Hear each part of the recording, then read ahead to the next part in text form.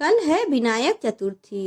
विनायक चतुर्थी भगवान गणेश की कृपा पाने की सबसे शुभ तिथियों में से एक है। इस दिन भगवान गणेश के भक्त उनकी कृपा प्राप्त करने के लिए विधि विधान से उनकी पूजा अर्चना करते हैं। शुक्ल पक्ष की चतुर्थी तिथि को विनायक चतुर्थी के नाम से जाना जाता है। कहते हैं कि इस तिथि में भगवान गणेश का जन्म हुआ था, इसीलिए मान्यता है कि इस दिन भगवान गणेश की उपासना से घर में सुख समृद्धि और संपन्नता आती है। फागुन माह की विनायक चतुर्थी को कार्य को सिद्ध करने वाली मानी जाती है। गणेश जी के भक्तों के कार्य में आने वाली बाधाओं को पल भर में दूर करते हैं। ऐसे में चलिए जानते हैं मार्च महीने की पहली विनायक चतुर्थी कब है, पूजा की शुभ मुहूर्त, पूजा विधि और उसकी व्रत कथा। जय माता दी दोस्तों, माता रानी आप पे अपनी कृपा बनाए रखे। विनायक चतुर्थी का शुभ मुहूर्त फागुन माह के शुक्ल पक्ष की चतुर्थी तिथि 2 मार्च रविवार को रात 9:02 से शुरू हो रहा है, जो कि 3 मार्च सोमवार की शाम 6:02 तक रहेगी। चूंकि चतुर्थी तिथि का सूर्योदय 3 मार्च को होगा, इसीलिए इस दिन फागुन माह की विनायक चतुर्थी का व्रत किया जाएगा। 3 मार्च सोमवार को सुबह उठे और स्नान आदि के बाद मन में व्रत का संकल्प ले। शुभ मुहूर्त में भगवान श्री गणेश की प्रतिमा या चित्र को एक बार स्थापित करें। सबसे पहले गणेश प्रतिमा पर तिलक लगाएं और फूलों की माला पहनाएं। शुद्ध घी का दीपक जलाएं। ध्रुवा, अबीर, गुलाल, रोली आदि चीजें श्री गणेश को चढ़ाएं। पूजा के दौरान ओम गण गणपताय नमः मंत्र का जाप करें। श्री भगवान को भोग में लड्डू का भोग लगाएं। अपनी इच्छा के अनुसार भगवान श्री गणेश को और भी कुछ भोग लगा सकते हैं और फिर आरती करें।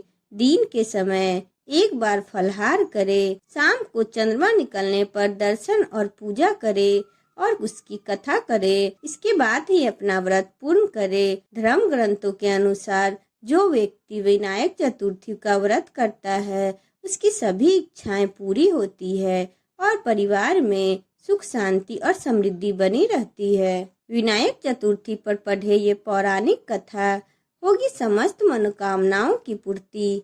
श्री गणेश चतुर्थी व्रत की पौराणिक कथा के अनुसार एक बार भगवान शिव और माता पार्वती नर्मदा नदी के किनारे बैठे थे। वहां माता पार्वती ने भगवान शिव के साथ समय व्यतीत करने के लिए चौपर खेलने को कहा। शिव चौपर खेलने के लिए तैयार हो गए, परंतु इस खेल में हार जीत का फैसला कौन करेगा, यह प्रश्न उनके समक्ष उठा तो भगवान ने कुछ तिनके एकत्रित किए और उसका एक पुतला बनाकर उसकी प्राण प्रतिष्ठा कर दी और पुतले से कहा, बेटा हम चौपर खेलना चाहते हैं, परंतु हमारी हार जीत का फैसला करने वाला कोई नहीं है, इसीलिए तुम बताना कि हम दोनों में से कौन हारा और कौन जीता। इसके बाद भगवान शिव और माता पार्वती का चौपर खेल शुरू हो गया।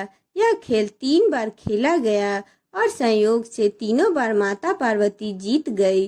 खेल समाप्त होने के बाद बालक से हार जीत का फैसला करने के लिए कहा गया, तो उस बालक ने महादेव को विजयी बताया। यह सुनकर माता पार्वती क्रोधित हो गई और क्रोध में उन्होंने बालक को लंगड़ा होने, कीचड़ में पड़े रहने का श्राप दे दिया। बालक ने माता पार्वती से माफी मांगी और कहा कि यह मुझसे अज्ञातवश ऐसा हुआ है, मैंने किसी द्वेष भाव से ऐसा नहीं किया है। बालक द्वारा क्षमा मांगने पर माता ने कहा, यहाँ गणेश पूजन के लिए नाग कन्याएं आएंगी, उनके कहे अनुसार तुम गणेश व्रत करो, ऐसा करने से तुम मुझे प्राप्त करोगे। यह कहकर माता पार्वती शिव के साथ कैलाश पर्वत पर चली गई।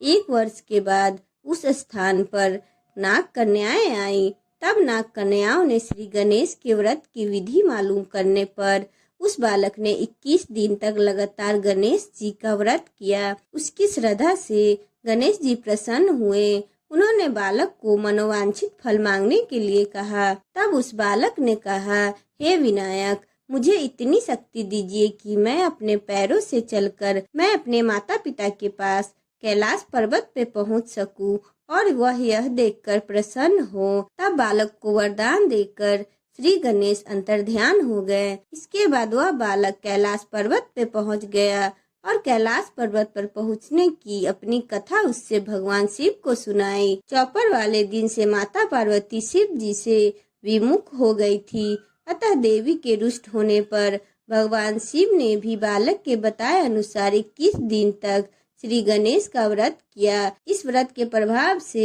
माता पार्वती के मन से भगवान शिव के लिए जो नाराजगी थी वह समाप्त हो गया। तब यह व्रत विधि भगवान शंकर ने माता पार्वती को बताई।